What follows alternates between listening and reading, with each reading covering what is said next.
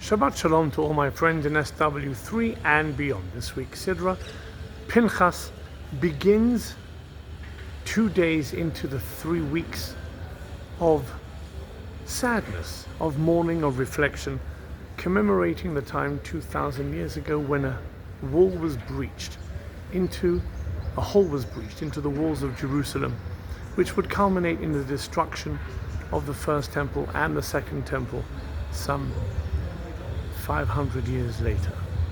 A lot of people look at this and try and connect the Sidra to the breaching of the wall.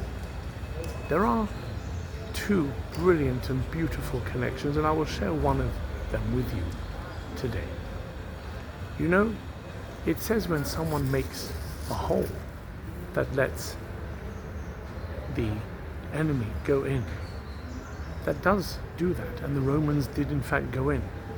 But also when one makes a hole, it lets whatever's in come out. We know that when sad things are happening, it's always the beginning of something good.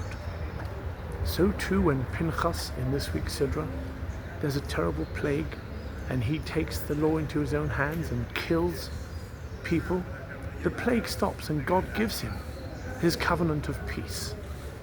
So too, say our sages, when the walls of Jerusalem was breached, then all that holiness which was compressed, vacuum-packed into Jerusalem, was finally allowed out and spread around the world.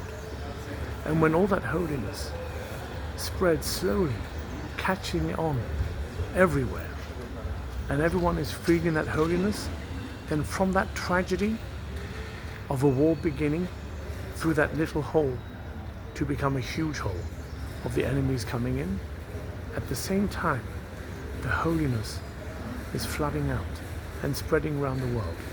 So whenever something feels really bad and desperate, don't just look at it as badness coming in, but look at it as goodness flooding out too.